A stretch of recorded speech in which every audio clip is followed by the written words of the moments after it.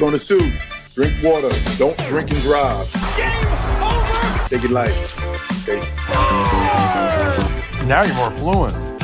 He got free! Up, Bears. So this is really good right here. Absolutely. Let's do it.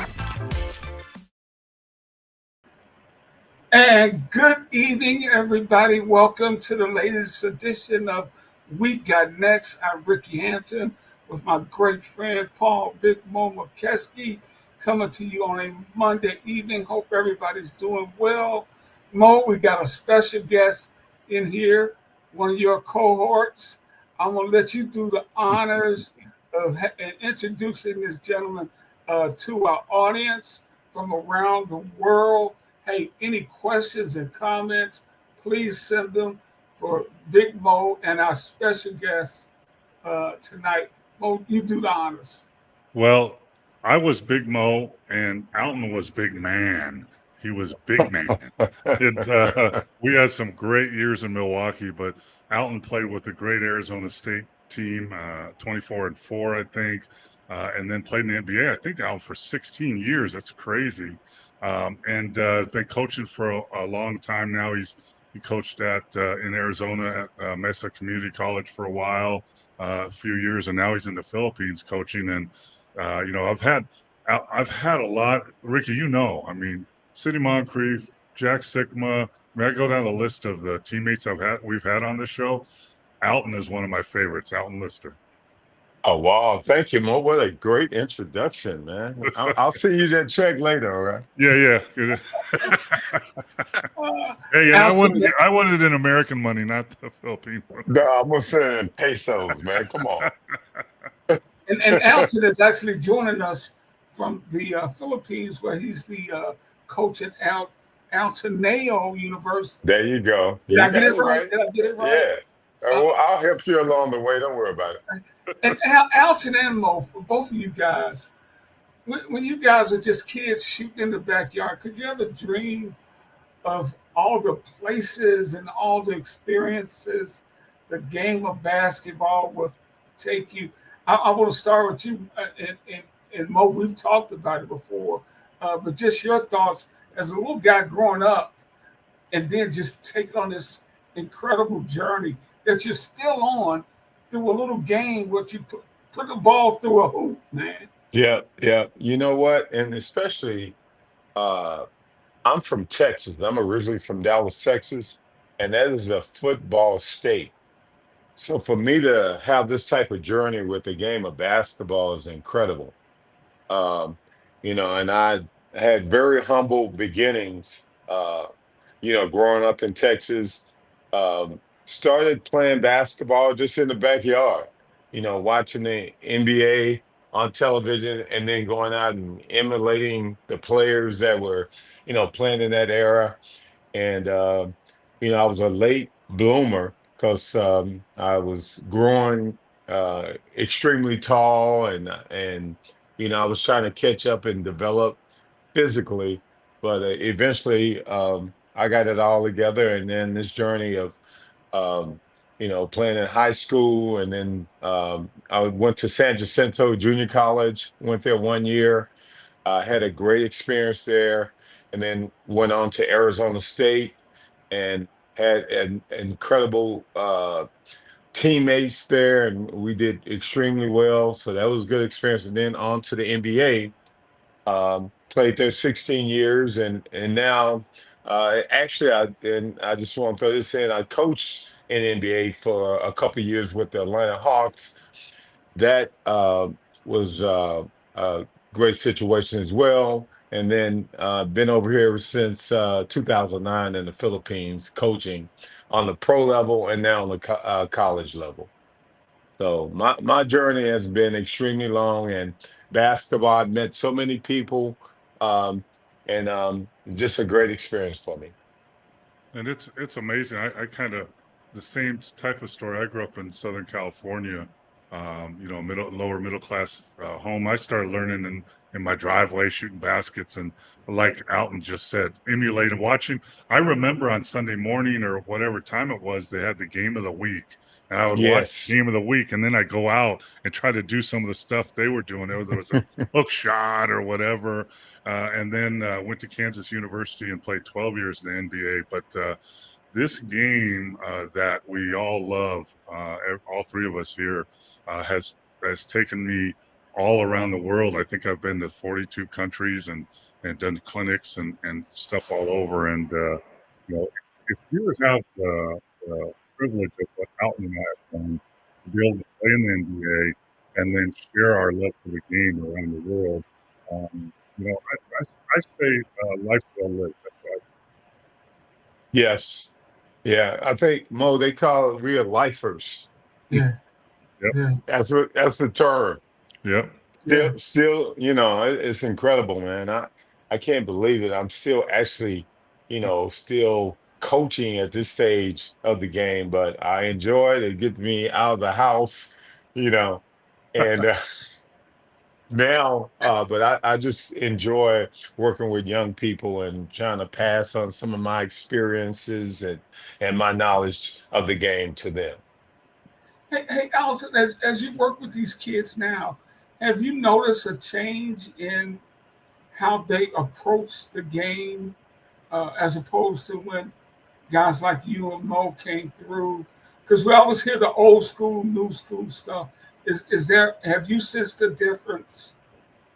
Yeah, I think the difference also with the pandemic, that didn't help, where kids were just kind of isolated and had to stay home and stay on their gadgets, you know, uh, and really wasn't around their friends. And only way they could communicate is through the gadgets. So, but yeah, I think the biggest difference that I see now, kids are they have so many other options, so many other things available to them. We just focused on our sport. We didn't have all the distractions that the kids have now. That's a good point. So you really have to try to get the kids that are, serious about the game, and have a love for it. And that's far few in between trying to find kids like that. But um, it's a good experience if you can find the right kids and work with them. Yeah, I think I agree so wholeheartedly. Like we had less distractions. I mean, we're either going to play baseball or football or basketball and ride our bike and go home and hopefully watch a little TV and get a game on. But there's so many Oh, wait a minute, I got to get on my Insta. I mean, there's so much outer stuff where in our day, Alton and I, we could kind of focus on we didn't really know, we're kids, we're going to be in the NBA, but we could focus on a sport that we love. Now there's so many distractions. It's crazy Yeah, out here. Yeah. yeah, Also, my son coaches at Lake Michigan College here in West Michigan, and they are starting practice today. He had to kick a guy out of practice because they had a timeout, and he wouldn't get on his phone. Just like, man, you just going to the dorm, dude. I'm like, hey, hey, I can, you have to set the rules from day one on how you want to run your program.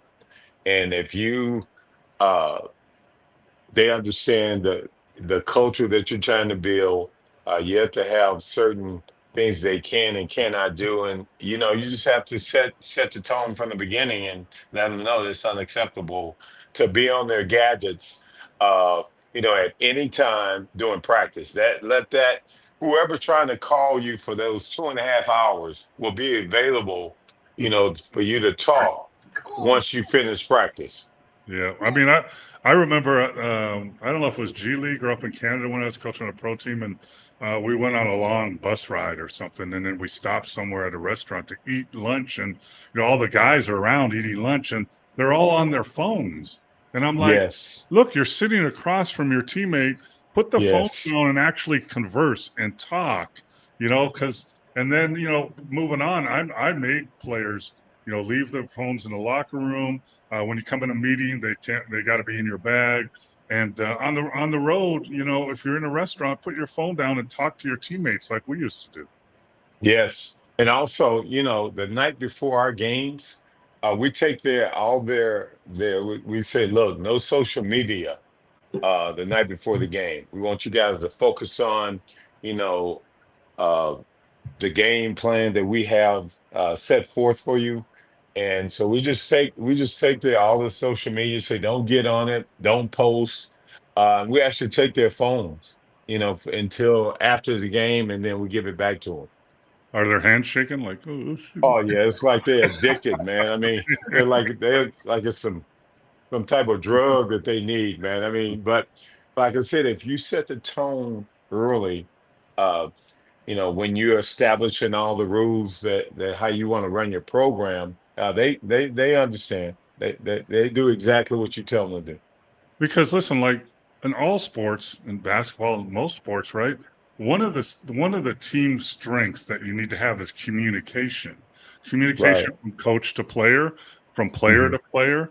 And if you Hmm. if you can't converse and you don't they don't even know how to talk anymore. I mean, shoot, Alan, we played, back in the day where, you know, Sidney Moncrief would say, Al, where do you want it on the low block? And Mo, are you going to pick and pop? And you said, yeah, do this or that. And that's communication. If you're on your phone all the time, and of course they had their headphones on too, so they don't hear what's Right. around them.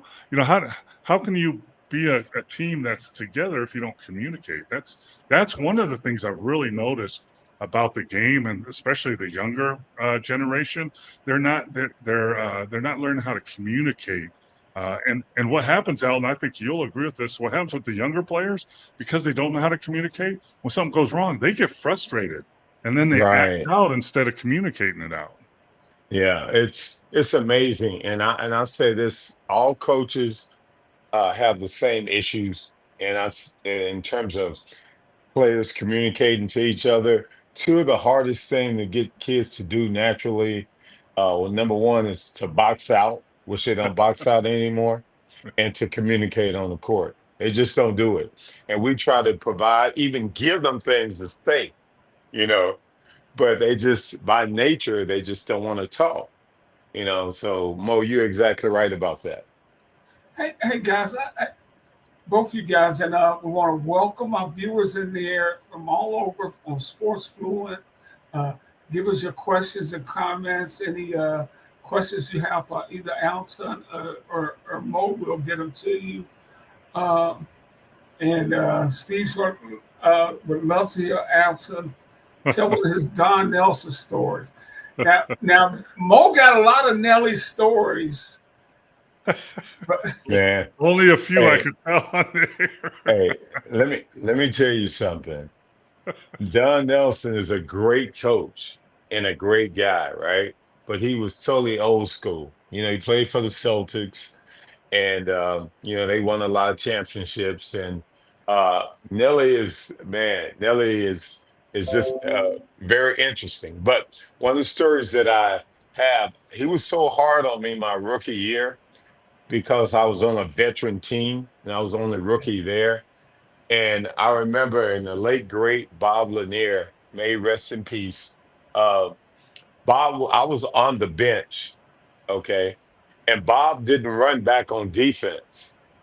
And then Nelly runs down to the end of the bench where I was and said, "Damn, big man, that's your fault. Bob didn't get back." I'm like, "Man, I'm sitting over here on the bench. I hadn't even played in like 2 weeks." And he said, "Because you didn't push him hard enough. That's why he's not running back up and down the court."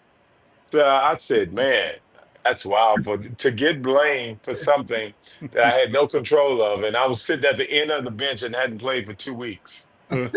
I tell you what, Nelly, so true. I mean, old school. And if you did your job, you were fine, unless you were a rookie. He hated rookies. I mean, Oh yeah, out. exactly. I was there, but I was there the year before when Kenny Fields was a rookie from Oh UCLA, my. and Oh it my. it was just brutal. And he came in out of shape, and he just ran him in the ground. I don't know if he made him cry, but I know he made him seize up with with cramps one time. And you know, but Yep.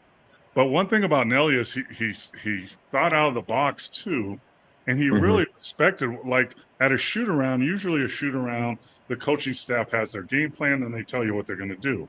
Nelly Right. would ask guys like Bob Lanier, how do you want to guard Kareem today? Or Sidney, how are you Right. going to guard the, okay, let's kind of work around that. And if he didn't agree, he would say, okay, we're going to do it my way first. And if that Hmm. doesn't work, we're going to do it your way. So that's the communication we were talking about. And I tell you, Alton, I had the opportunity to coach in Dallas for 3 years, be one of his assistants, along with Hmm. Del Harris and Sidney Moncrief and Rolando Black. What a great time we had. But Wow. I remember when I first got there, it was my first NBA opportunity. I was kind of scared, and how Nelly can be kind of scary too. So, but I remember he gave me a project to do, some video thing or something, break this down and write a report, and I need it by Friday, and it was like Tuesday. I go, okay. How long do you want me to stay in the office? And how he goes, I don't care. I said, if you can get this done the right way in an hour, then you got the rest of the 3 days to play golf. But if it Wow. takes you 24 hours a day for the next 3 days, then you better get it done. And when you show it to me Friday, it better be done right. So Wow. he put the pressure on you to do it right. But hey, if you get it done in an hour and it's done the right way, go play golf. Hey, yeah. Yeah. Nelly, we called him. I thought he played, man. He could play some head games with you now. If you Oh, wasn't, he played those head games and kind of he was a great coach. He's a player coach, and I loved how during timeouts he would say, "What you guys see out there?" He was the first thing he would ask us as players. Well, you guys, because you guys are actually playing the game, Right. and he would take the feedback from us, and then if it, like Mo said before, if it sound good and he felt like it made sense, then we go out and do that. I'll tell you a story. I don't know if you know this, Alan. I don't know if I've told you before, but we talk about head games. So I'd been in Milwaukee for 2 or 3 years, and I'd signed a 10-day and then another 10-day and then for a year and the next year. So I was just kind of hanging on, but I found a niche for myself. I was a seventh, eighth guy, and Nelly liked me, and I found a niche for myself. But at the end of, I think it was my third year there, I had a great playoffs against the Bulls, and I played well against Boston, but I was a free agent. So at the end of this, I think we lost to Boston again. And so we went out in Milwaukee and had some beers and enjoyed with the family. Right. And I got a call like at 6:30 in the morning the next morning, and it's Nelly on the phone. And he goes, "Hey Mo, played great for us. Love the way you play. I'm going to offer you a 3-year, 250 or $200,000 deal." I'm like, Uh, "Coach, that's awesome." I mean, back then that was big for me. I'm like, "Man, that's yes. so cool." I'm going to talk to my agent. I'm going to talk to Linda, and see. He goes, "No, no, no, no, no. If I hang up this phone, that deal's off, and you're on your own." And I said, Wow. yeah, and I don't know how I did this because I was kind of scared of Nelly a little bit. But I said, Coach, I got to talk to my wife. We just had a baby, and then I got to talk to my agent. He said, okay, and click. And, they had the right of first refusal. And my agent went around in Kansas City, offered me like 250 a year for 4 years or, something nice back then. And I signed the offer sheet, and Milwaukee had like 7 days to match it or whatever. And he waited till like Right. 11 o'clock the night of the last day and it matched it. But when we went to training camp, I was ready because I had had a taste of what it's like to be part of a rotation of a good team, and I was in Mhm. great shape, and I was kicking ass. We were practicing the old Marquette gym, and Right. but he was just relentless. Mo, you can't run. Mo, you're a piece of shit. Mo, you got to be able to do this play. Mo, I'm like, damn man, I'm finishing top of the big guys in sprints, and I'm doing everything, and I'm playing well. I'm hitting my jumper. What the hell? So one morning before we went out on the court, I ran into him in the little lobby there. I go, Coach, can I Mhm. talk to you? He goes, Yeah, what's up, Mo? I said, listen, I'm doing well. I'm playing really good. I'm in shape, and you're always on my butt. You're just yelling at me. What's the problem? And he goes, So you want me to get off your butt? I said, Yeah, that would be nice. He said, Okay, turn around and left. And that's the last. Then he was fine. Wow. He Yeah. was seeing if I would say something, you know. I'm like, okay. I, Yeah. it's funny. Mo said I was a little scared of Nelly, but neither one of you guys, y'all were both fearless players in the league. I think that's one of the reasons Mo played 12 years and you played 16. You guys were physical players who went in there and rebounded and defended and made the right plays. I mean, I'm not trying to be disrespectful, but you guys weren't flashy. You just Mhm. did your job. And Well, yeah, I mean, Alton was athletic and long, and you know, he was a step above me, but I knew how to use my body. I could hit a little jumper. But the thing is that you said, Ricky, that hits a. But we knew we you know, I've told you this before. know your role. Well, we don't know our roles. Yeah, you do. You just don't accept your role. You need to accept it. Right. You know Exactly. your role. You just need to accept it. And Al and I accepted it. And you know what? Coach Nelson is the one that kind of taught us that. If you do your Yes. job and you're going to be part of this team, you know, and I think I learned that. I think it was my third year in the league. I think, and it was Alton's like first year. I think that put a little framework for us to have those careers. Yes. Yes. We had he called it the three-headed center, and he had Big Mo, myself, and Randy Brewer. Right. Um, and he would rotate us in, and we knew exactly what we had to do as players, and we tried to create havoc out there on the court, and that's how we all kind of lasted in the league for so long. We understood our roles, and we went out and did our jobs. Yeah. Yeah. Mo talks about that all the time. I Because mean, Mm. in he's 91 in 91 with the Warriors, were you on that team, Alton? I can't remember. My Yes, memory. yes, Yeah. yeah. So I just gotten there, and I yeah, coming from injury. I tore my Achilles actually. yeah. Yeah. So we had even that was 12 years later, 11 years later. He did the same thing with us, and we had Jim Peterson, and we had Hmm. Tom Tolbert, Right. and Right. I remember in that series against David Robinson and the Spurs, we confused. He didn't know. Everybody was coming. Different guys were coming at him doing different things. It Exactly. was so effective. It's really effective when you have three guys that bring different aspects of the game, and playing against, a guy like David Robinson, who, we just tried to wear him down. Just Yeah. could keep putting bodies on him, keep using those fouls, and it was successful. here's a question for you, Alton. The business part of the league. How did you feel when you got traded for the first time? I think you went from Personal, Milwaukee to Boston, didn't you? no, Seattle With the for, Seattle. for Jack Sigma. Yeah. Yeah. Okay. Yeah. It hurt because I had played with I got drafted by Milwaukee, um, and I had played there 5 years. So you kind of think and you get comfortable and you understand, kind of the lifestyle of Milwaukee. And I thought I was going to be there for a while. And we were pretty successful every year, but we could not get past the Sixers and the Celtics.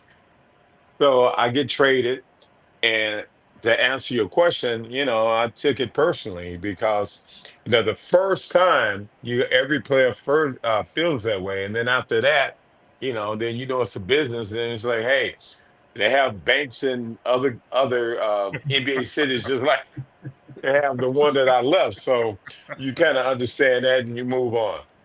Yeah, and the caveat to that is, after we made that move, we still didn't get past the Celtics.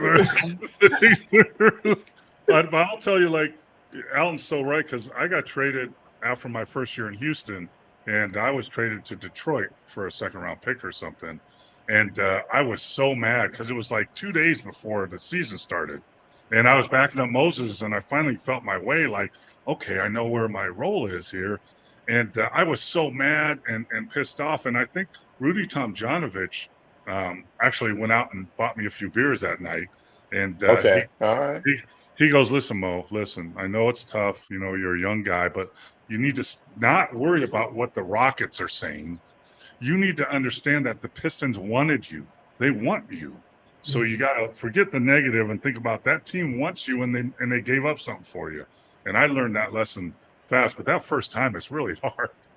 Yeah, you're right, and yeah, that's a great point because that means that you still have value if Yeah. you get traded because somebody else wants you. Yeah. Hey, I'll tell you how you know you don't have value, perceived value. What's that? I was in Cleveland before I went to Milwaukee, and I was starting on the Cleveland team, but they had 12 guaranteed contracts. I wasn't one of them. So 5 days before Christmas, while I was starting, before I went out west, they cut me. They cut me, and I talked. I said, so no one wants me, like a second round pick or something. Just get something for me. Oh, no one wants you. But in reality, after my agent called around, I had 5 teams, including Milwaukee, that actually wanted me. But I mean, Right. nobody wants me. hey, Alton, those are outstanding Buck teams. Moore and I have talked about that. I mean, you guys were that was a championship caliber team. Talk a little bit about those rivalry games with the Sixers and with the Celtics. Uh, what do you think? Yeah. Mo always said, well, they had Dr. J, Moses Malone, and all that. Why do you guys think you couldn't quite get there? Well, you know, during that era, either when we played the Sixers in the playoffs, we would always, I don't know, Mo, how many times did we go to the Eastern Conference Finals? Yeah, You like, know, a I few think times, three, yeah, three. yeah. Yeah. yeah. And the team that would come out of the Eastern Conference Finals would typically win the championship, and then the Sixers won it. I don't remember the exact year that they won it, and we struggled with them, and they won the championship. And then the Celtics were the Celtics, Uh, so we just couldn't get over the hump with those teams. And it's like we would win the Central Division uh, for the regular season, and then we could go to the Eastern Conference Finals, and we would struggle with those teams. Man, it was frustrating for us. The one year that we swept the Celtics, and then the Sixers ended up winning the championship. So we thought we had some momentum, and we finally figured it out. And then it was either again, the Celtics or the Sixers would be very strong, and then they would go and win the championship. So that's what we were dealing with, um, for that whole time that we were there. And it was very frustrating, but at least we got to the Eastern Conference Final. We gave ourselves a chance, just couldn't get over the hump. Yeah. Yeah, it always seemed like if we got by the Sixers, we lost the Celtics. If we got by Yes. the Celtics, we lost the Sixers. And when I think back, they were two different teams. The Celtics were a deeper team. They played more team basketball, fast break, and Philly was more individually talented. So it's kind of two different matchups. We figure one out, and then we run into the other, and vice versa.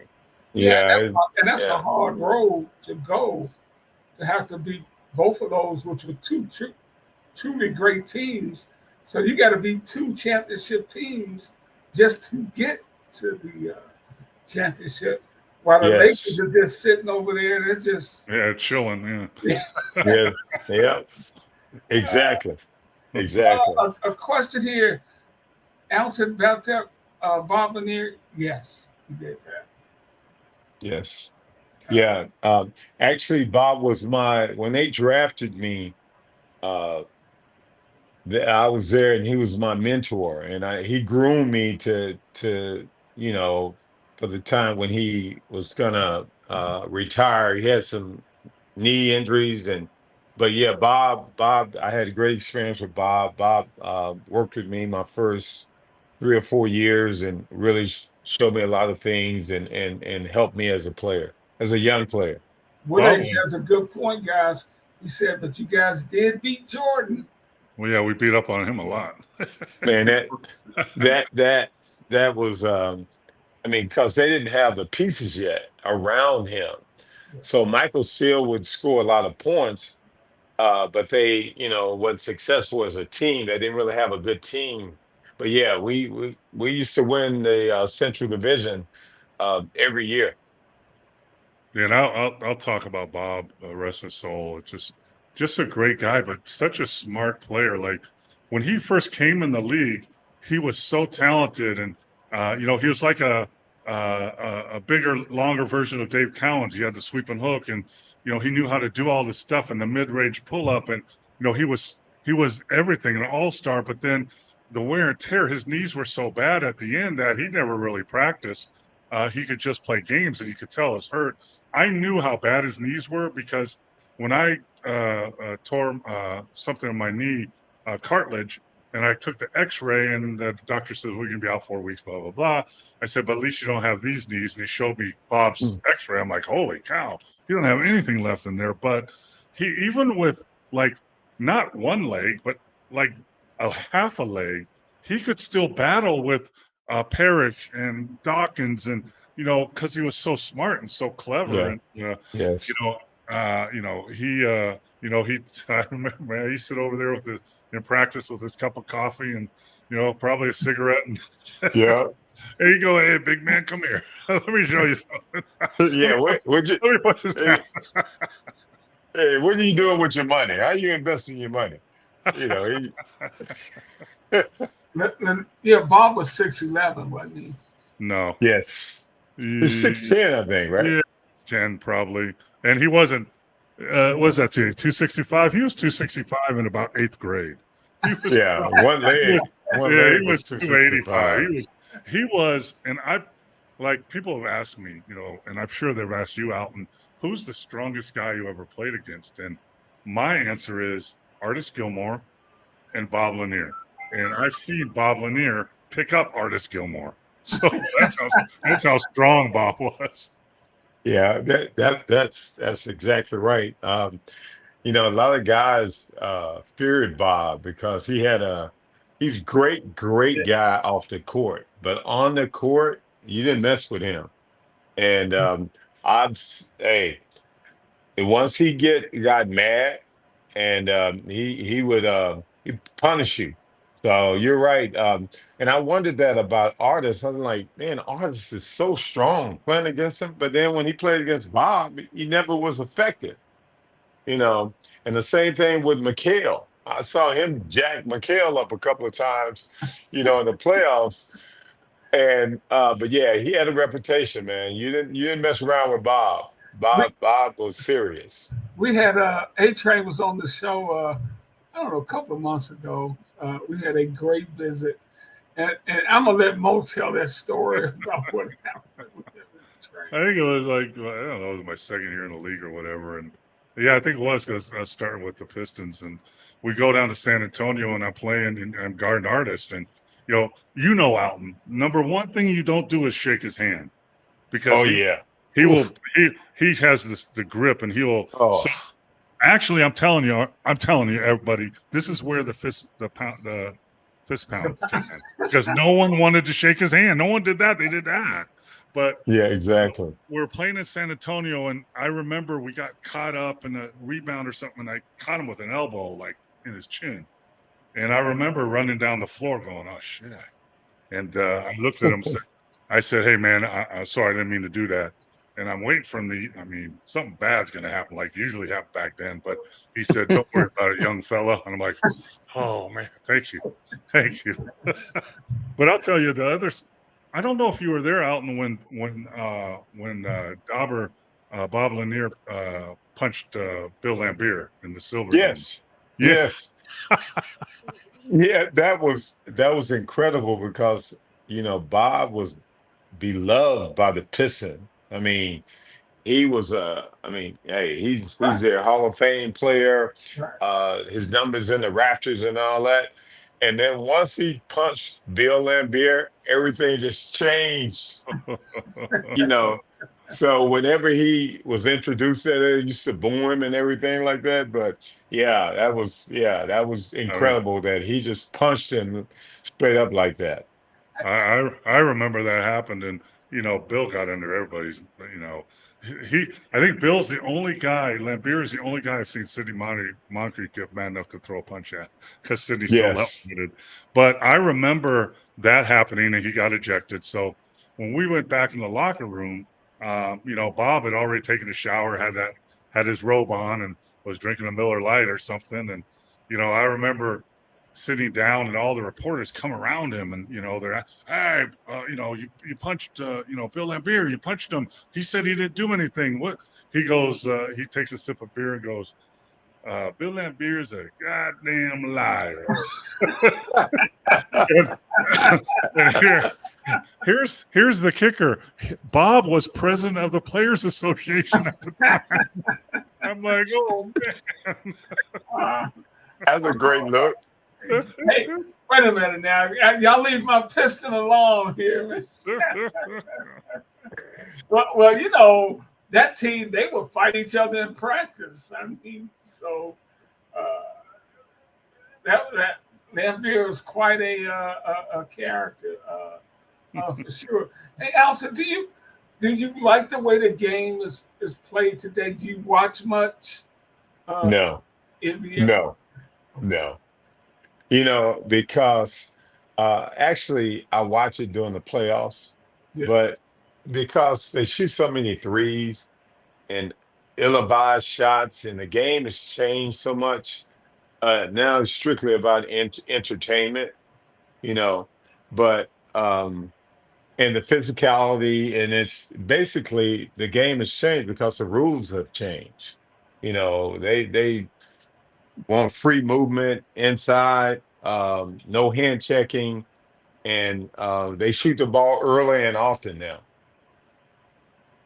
Yeah, Uh, part of Alton, a note from lovely Linda, Paul's wife. Great to see you, she says. Hello, Linda. How are you? I hope you're fixing up that dinner out there, but Alton's right, and the one thing that he hit on that really bothers me is bad shots. It used to be you're not supposed to take bad shots. Now everyone takes bad shots, and even when they shoot an air ball, they just go, my bad. Yeah, And that's supposed to exactly. fix everything. No, you took a bad shot. I mean, Yeah, it's amazing. Go ahead. when I was coaching, I did that a lot. Watching video, I would watch like the first quarter, second quarter of a game with the team, and I'd play a game called Good Shot, Bad Shot, and I'd run Hmm. and we take a shot, and I'd freeze it, say, is that a good shot or a bad shot? And it's amazing that a lot of players, especially the younger ones, don't understand. Just because a shot goes in doesn't make it a good shot, and just because it misses doesn't make it a bad shot. And I think Right. the coaches have forgot that and have not shared that knowledge with the players of, hey, you missed a shot, but it was a good one, or hey, you made it, but that was a bad shot. So that's what bothers me the most of basketball now is taking bad shots and turning the ball over like it doesn't mean anything. Hey, Alton, Exactly. let's Mhm. talk a little international ball because Mo thinks this might be the last time the USA men uh, win a gold medal uh, because the international game is getting so much better.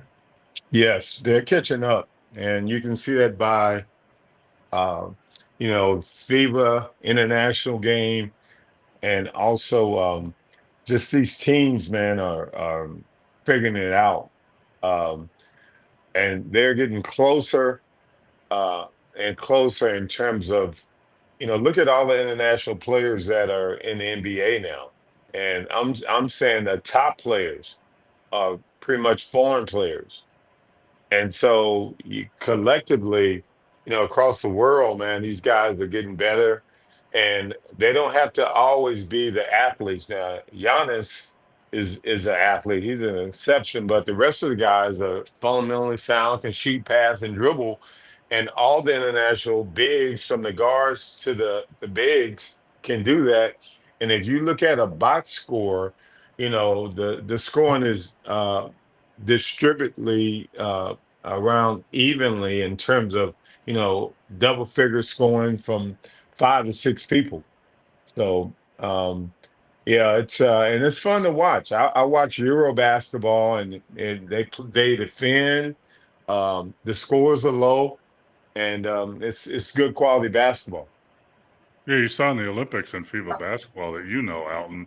It's allowed to be more physical, especially guard play, and they're allowed to hand check and be physical, and that makes a big difference. You can't take bad shots, as many bad shots, and the game is Right, shorter too. And and to piggyback on Alton's saying about international basketball, almost half the NBA is not American players.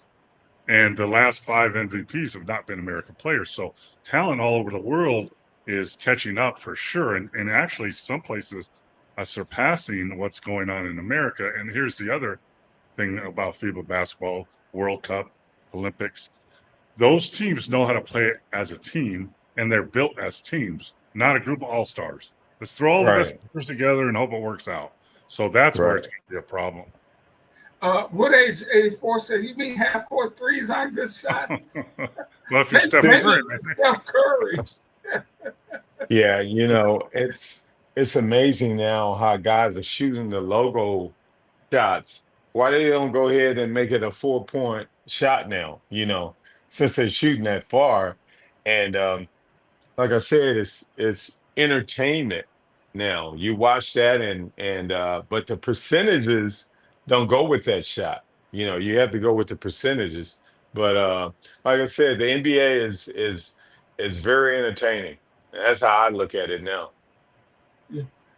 Marcus checks in, play the game the right way with less ISO action.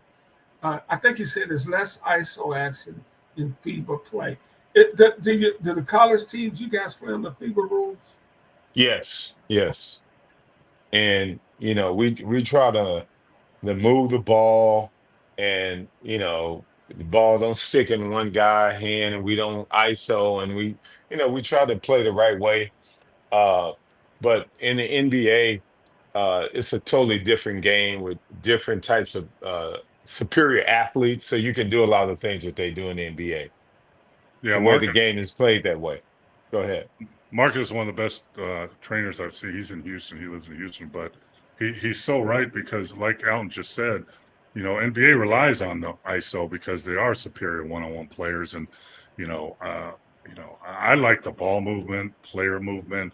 I had when I coached, I had the 3x3 rule. You got 3 seconds to do three things. If you're open in your range, shoot it.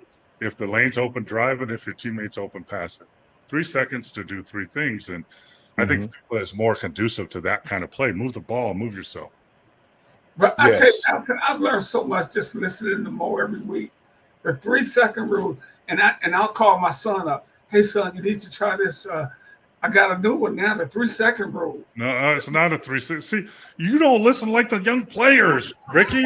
It's the three by three rule, not the three Three by second. three. See what I deal Hey, with that every coach, week. my bad. No, my bad. 3x3. Three by And then three. and not the 3-second rule, because that's in the paint. Yeah. We got one more. The game is beautiful already, so leave it alone and move the damn ball. I am totally with you. I know you guys. I know Mo does. So many people love the era that you guys played in. Alton, is there any reason Hmm. a lot of people prefer it over what they see today? Right. You get a lot of that, I'm sure, from fans. Yeah. I mean, the ball in our era went in, then it went out. Okay. Now it's out and never goes in. And and they want big guys that are, three things bigs can do in NBA right now: rim protectors, roll for lobs, and then switch on defense. You know, and a lot of times in the pick and roll, which I don't like the pick and roll drop coverage because the big is too low in the paint, and then it opens up for that mid range shot for these guards. But um, that's kind of the way the game is played now. But like I said, that they don't really want bigs that can post up. Now you have some guys that can do it and be, Jokic. I think those guys add an element to the game from old school, and they could probably play in our era back in the day. Maybe Giannis, So there's a handful of guys, but those are all your top players that I just named, bigs, that could play in our era and would do well. But yeah, but the game is not played that way anymore. So they want the ball to be, shot early and often, like I always say, and they shoot a lot of threes. So um, Yeah, one thing yeah. I'll like drop coverage drives me crazy, especially when Hmm. frickin' the Bucks play it with Lopez. It's like, why are you doing that? It's a waste of time. But and secondly, what what Alton said about inside out, and even in now, if they go in, even to the Joker and B, they don't post up on the low block. Joker does some. They like to Hmm. post up 3/4 at the elbow and that kind of stuff. So. And it's interesting to me because the hardest guard in the NBA pretty much is the Joker, right? No one can Right. match with him on defense. And he's the only guy that really goes down the low post a lot. I mean, I don't understand why other NBA teams don't try to find that guy too. Yeah, I mean, it's you're right. We call it the extended post, where they extend out and and then they play off the face up and but yeah, they don't have guys really fighting for that position, that low position anymore. And that to me is always valuable. Alton, I got a question. Who's your toughest cover? Let's see. I would say probably Elijah one. I played some when young Shaq, when he was athletic and not as heavy when he was in Orlando. And I would say also David Robinson. Those three players, because they all added different elements to the game. When when you had to guard them. But those three players. Yeah, yeah. Uh, would as rebounders like Russell, Robin, and Wallace would be great in today's game. Somebody needs to collect those misses. That is true. When Cat went to work from the inside, he gave the Joker work. Yeah, Carl but Anthony Towns. now all he wants to do now is shoot threes, though. I mean, it's like Yeah, he want to be known as the best shooting big in the game today. did he win the 3-point contest at the All-Star game or something? Yes, he did. Yes, That's he a kiss did. of death right Yeah. there. Oh man. Hey, you talked about. I know your tough covers.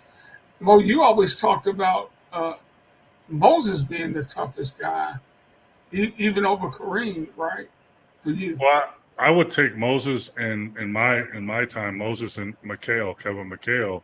Kareem was, I mean, come on, Kareem's that skyhook, forget about it. But you knew he wanted to go left shoulder skyhook, so you could try and push him one way. But with McHale and Moses, they were so unpredictable what they did. They threw shots over their shoulder. They did the up and under. You never know what they were going to do or what they wanted to do. So to me, they were so hard to guard because I didn't know what they were going to do. Yeah, I agree with that. Now that I think about it, let's add Mikhail to one of the toughest. Look, that guy And you're right. Oh man, the battles that we used to have, and wow, and Moses, like you said, man, he rests in peace as well. Uh, was just so relentless, as a player, and how he offensive rebound, get that inside position, weak side position. So he was a handful. Mo, you got to tell Alton the story about when you came to Houston, guarding Mo and Moses in practice. Moses, that was my first year, and Moses was MVP that year, I think. So I backed him up, but he probably played 45 minutes, and I played 3. Yeah. but but I learned more guarding him in practice because, like you said, Alton, so relentless and so smart and so, just a really great guy. Rest in peace. But I remember like the first week in training camp, I'm trying to guard him and do the best I can, but I mean he's doing all this stuff. And I remember I had him, right? I had him with the arm bar, and I had him, I had him pretty good. His back was to the basket, and, he catches the ball and he throws it over his right shoulder, like back to the basket, spins around me, gets the rebound, and lays it in. I'm like, Wow. what? Who does that? He Exactly. threw it up, spun around, got the rebound, laid it in, and jogged back like nothing happened. I'm like, first of all, who does that? Second of all, his mind worked that way. Right. Advantages. He was amazing, man. Yeah. You remember how he used to miss his own shot and pad his rebounding stats at the same time? Everybody always got on him about I that. tell you what, Alan, did you play with for Del Harris also in that time frame? No, he Oh, yeah, he not as a head coach, but yeah. he was one of Nelly's assistants one year. So he was like opposite of Nelly. He had as much knowledge, but he was Nelly was like willy nilly, and Coach Harris was like the professor. But we had a play in Houston. They had a play when I was a rookie there, and Mike Dunleavy, Robert Reed, they all used to do it. So we would try to 3/4 or front Moses so we wouldn't get the ball. So what he Hmm. did is he put a play in where Moses walked you up the lane and then sealed you, and Dunleavy would throw it off the board, intentionally miss it, and Yes, he I would get it remember in and that. put it in. I'm like, All right. Yeah, I remember that. Actually, Nelly, implemented that a couple yeah, times. yeah, But yeah, that he was very good at that. So that's where that started, huh? oh Moses yeah, from Moses. Okay. Moses and Del Harrison. And here's the thing. So like Mike Dunleavy would always throw that pass, and it kind Yes. of looks like a shot. So he would run over to the scorer's table and say, "That was not a shot; it was a pass." To make sure Wow, get an they didn't give assist, him a huh? missed shot. Yeah. But then what do you do? So do you give Moses that rebound that he wants or not? Right. Hey, we only got a Wow. couple of more minutes left, so send us your questions and comment. Alton, maybe you got to come back and check in with us before the season is over there. But I was just, Mo and I have so much fun each week talking about this great game, and I'm always just so impressed by the camaraderie that you guys have after all these years battling with each other, battling against each other as teammates, sometimes battling against each other as opponents.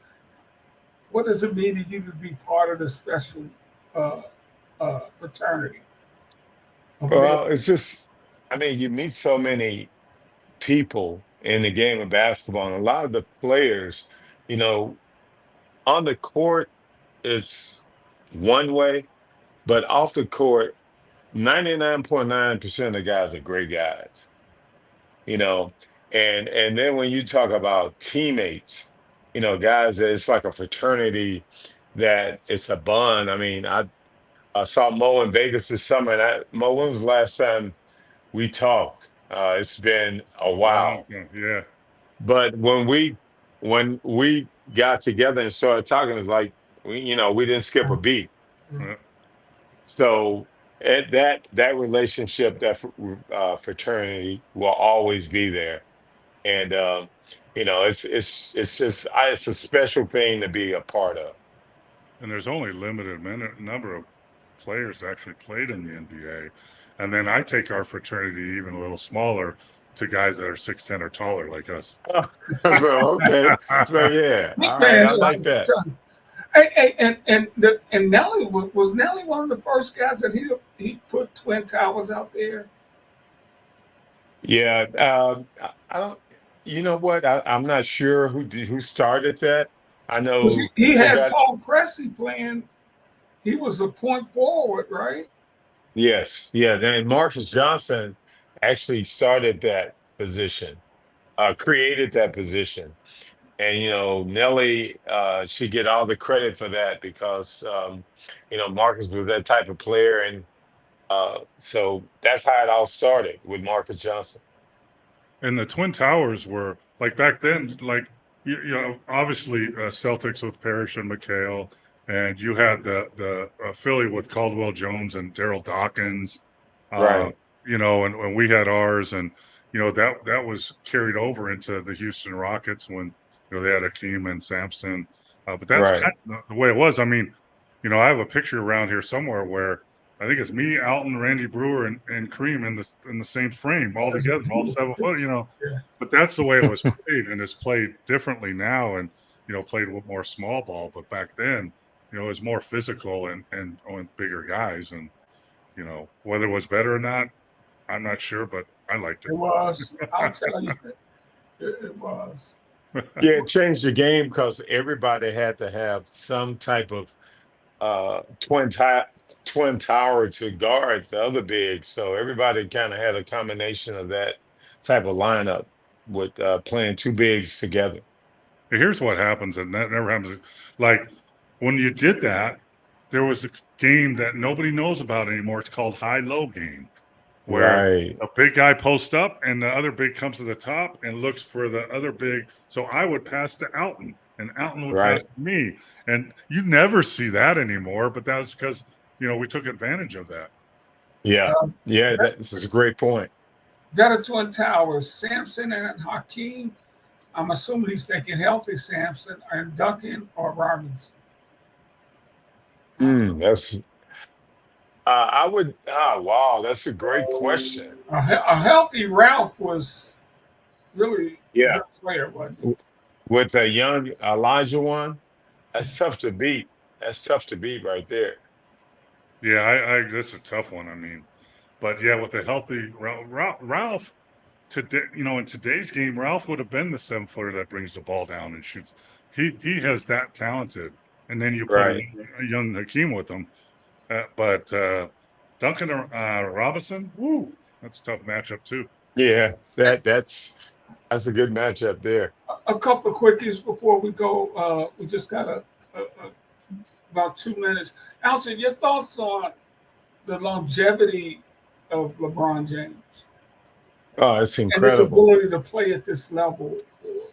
Yeah, I mean, it's not only his longevity; it's his level of play, like you just said. I mean, he's still effective, and just think about look at his body.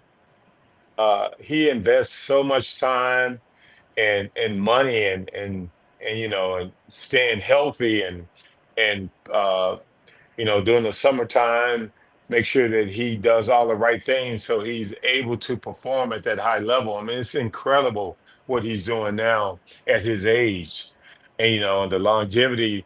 And look like he could play another 2 or 3 more years at this level. Who knows? But uh, I really respect what he's doing and how he's taking care of his body and how has invested a lot of money to be able to perform at the level that he's doing. And he trains. People don't understand how much work he does, to be able to perform like that.